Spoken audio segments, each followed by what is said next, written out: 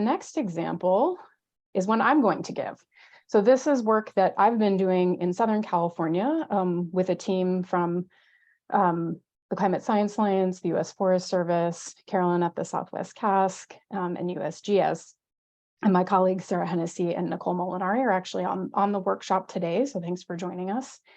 We are, through this project, are working to come up with a conservation strategy for Southern California's montane forests. They're little sky islands of forests surrounded by lots of urban development and chaparral, and we've got fire, but not enough fire, and not a whole lot of management, and not a lot of capacity for doing large-scale management. So how do we begin to act? What do we put into a conservation strategy that helps us get that work done, helps us prioritize where we can be most effective? So we came up with a framework for strategic climate-informed management that utilizes the concepts of refugia. Now, our goal, we wanted to be really specific about what we were trying to do: retain and build resilience in Southern California's montane forests. Essentially, we want to make sure that forest stays as forest in those montane environments. The type of forest may differ, the exact structure and species composition may differ, but where there is forest canopy, we want there to continue to be forest canopy.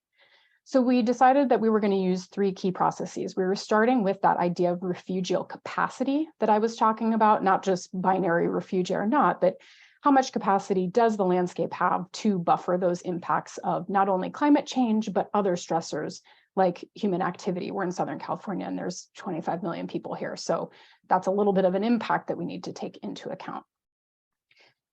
We also were talking about identifying priority areas. This strategy that we're working on is intended to be an all land strategy. So different managers are going to have different priorities. Together for the entire landscape, we're going to identify, this is a work in progress, I'll say. So we've done the refugial piece and we're working on the downstream pieces. So stay tuned for the end result. You're not going to get that today. But the priority areas are going to be things that we all agree upon for the entire landscape. We're working through a process, a elicitation process to get that information about what do we want to identify as those priorities. It could be, important recreation sites we want to protect, important stands of unique species we want to protect.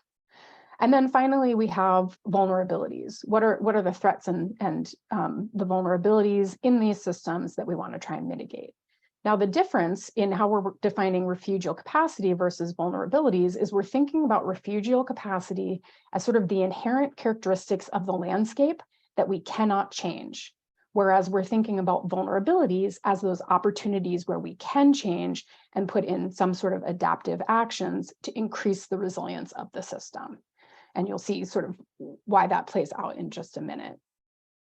And so one way that we're trying to connect that is by thinking about either the RAD framework. We're doing RAT. That's not as good an acronym, but resist, accommodate, and transform. If you prefer resist, accept, direct, whatever the exact terms you're using. The idea is, what type of management action do we want to take and what bin does it fall in? And so I'll walk you through how we're thinking about using these three different processes of evaluating different aspects of the landscape to get us to what management action, what response strategy does that fall into, and how do we then define the management actions? So again, those forest refugia are going to be areas where the exposure to threats are low compared to the broader region. So we're using that domains of refugia approach that I mentioned in my prior presentation, where we're combining multiple aspects to think about refugia. So in this case, we used climate, wildfire, and human pressures, urbanization and development in essence. And we chose these because, again, they are prevalent in our landscape. We think they're having the greatest impact on our forests, and they're the things that we think we don't have a lot of capacity to change on the landscape, right? That's how we were defining refugia. So we were defining that at the landscape scale, evaluating that refugial capacity from these climate and non-climate stressors, right? Climate is definitively climate, then wildfire is impacted by climate, but not entirely. And then we've got our human pressures.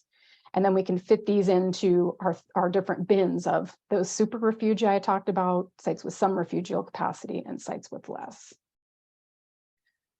Then we can take those three categories, refugial capacity, vulnerability, and priority value, and decide which bin do we fall into. Are we going to try and resist? We maybe need to make some tweaks to the landscape.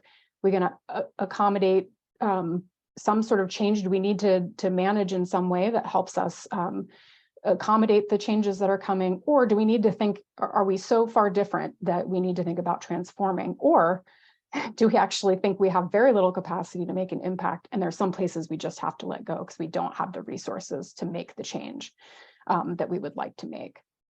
So you can see, for example, if we had high refugial capacity and low vulnerability and high priority, again, we might just want to manage for continuing to have that place resist change. Whereas if we had low refugial capacity, high vulnerability, and high priority, we might think about how that landscape could look different. And then we can apply that again, across the landscape, looking at maps and figuring out where we could prioritize those activities. And then the final piece is we can take those vulnerabilities that we identified. So in this case, those are things like probably stand density, departure from historical fire regime, ignition hotspots, and we can decide what are the management activities that help us in each of these bins. So for example, to accommodate change in a place that has moderate vulnerability and only moderate refugial capacity, that may mean we want to change stand density. We do a lot of thinning to get the stand density down so we can then accommodate the changes that come: drier conditions, hotter conditions, more fires. So hopefully this is something, again, this is a work in progress, but the idea here is to have the information help inform more strategic planning so that we can get done what we know we need to get done in the priority areas where we have the best chance at making a change and having these forests persist into the future. Okay,